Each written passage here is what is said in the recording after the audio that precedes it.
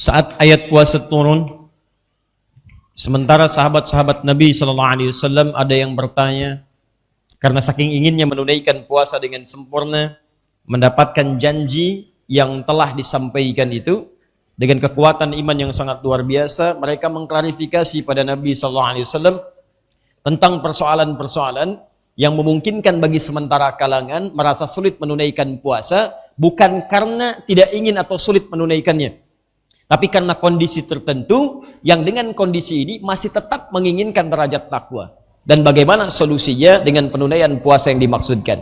Maka pertanyaan pertama, ya Rasulullah, berapa lama kami menunaikan puasa itu? Satu, terkait dengan waktunya. Bukan sekedar waktu, tapi durasi dalam penunaian puasanya. Berapa lama kami menunaikan puasanya?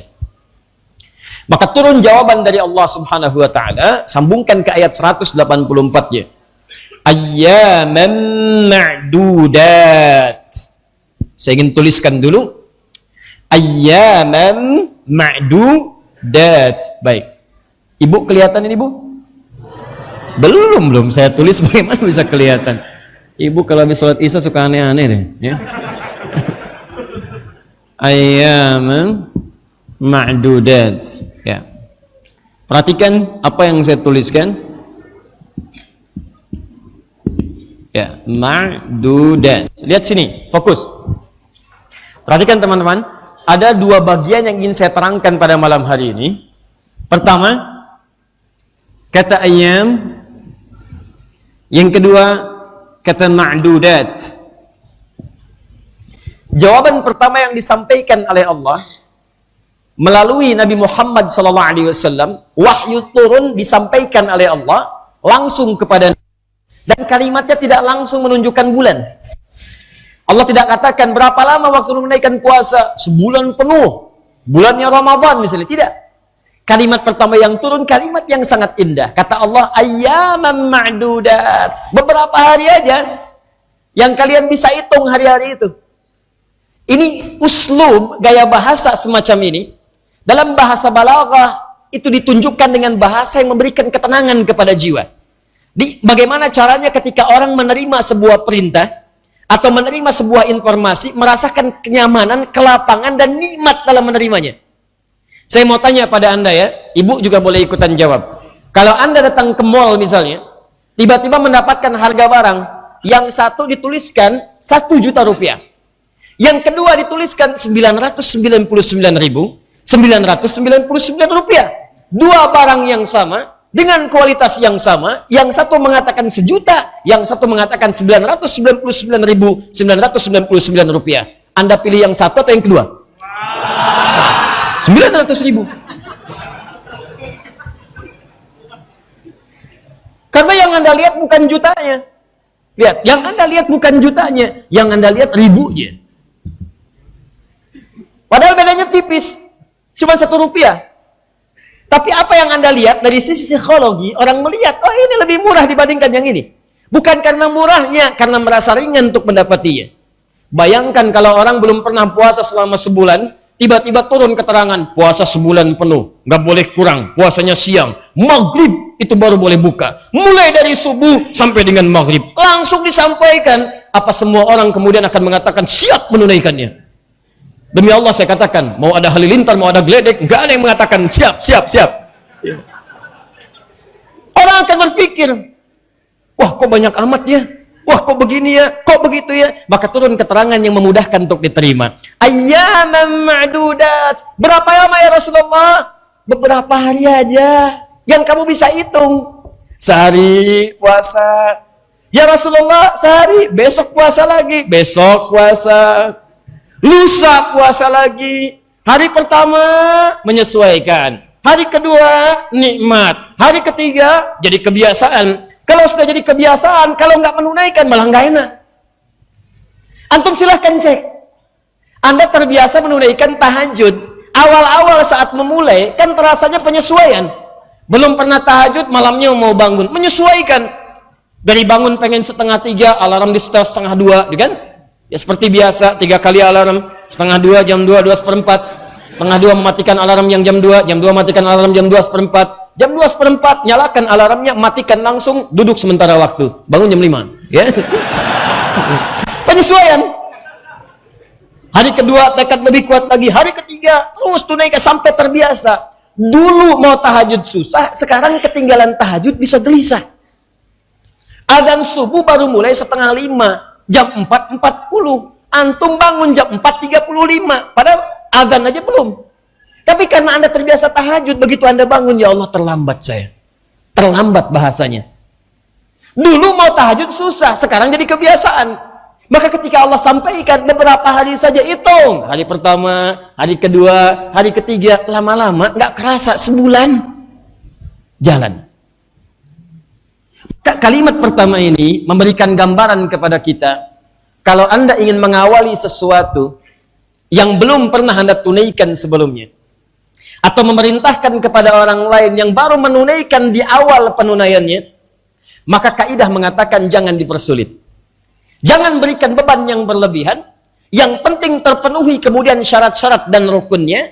Tunaikan dengan baik, mulai dengan pelan-pelan sehingga merasakan kenikmatannya. Kalau sudah terasa nikmatnya, maka banyak pun tidak akan terasa bagaimana beban kemudian mengikutinya.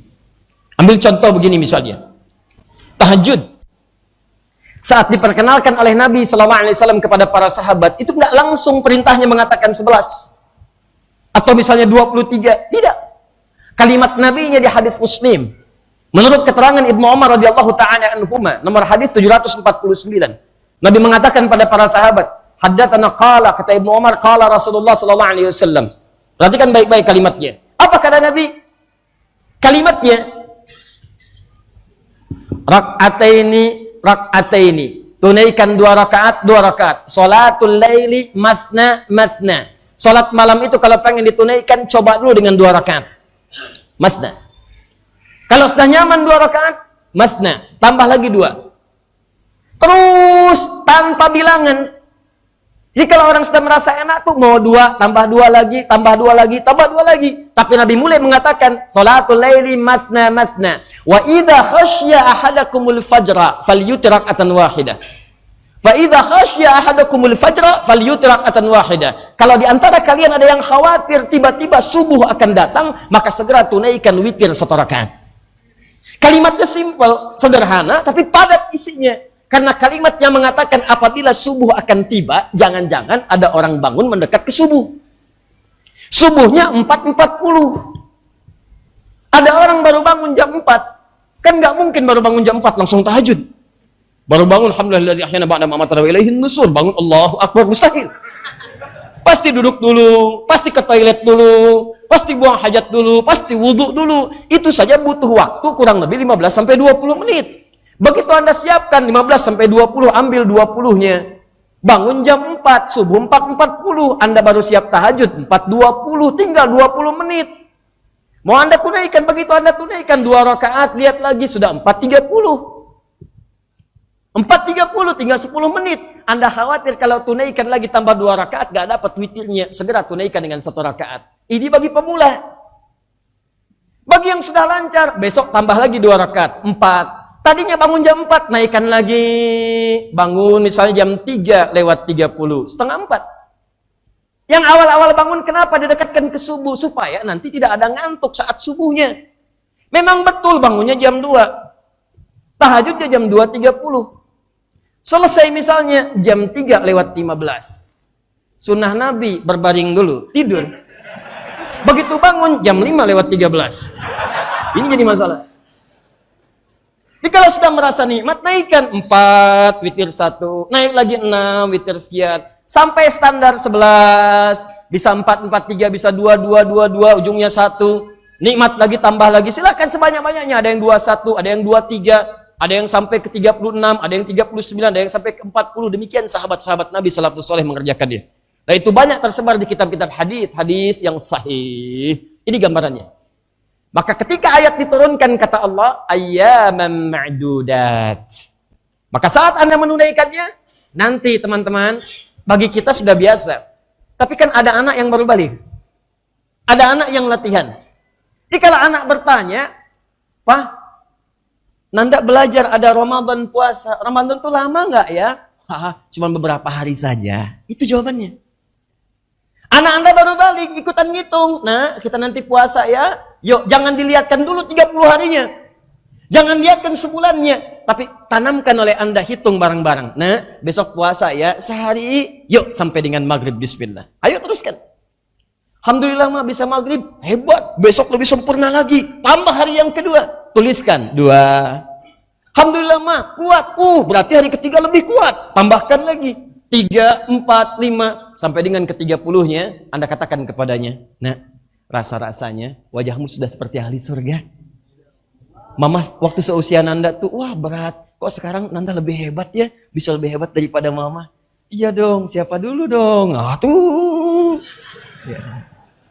Kalau suasana seperti itu, orang semua enak gitu. Itu yang dimaksudkan dengan ayyaman ma'dudat. Paham?